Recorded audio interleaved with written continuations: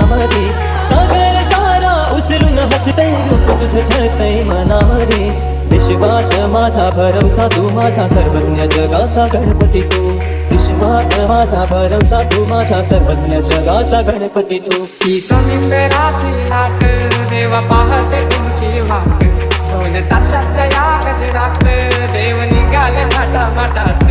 या चरणी तुझ्या वे देवा ठेवा होतो जीवन आमचे एक निरोप तुमचा देवा तुम्ही सदा सुखिया ठेवा मुझको फिर से जलवा दिखना नहीं होगा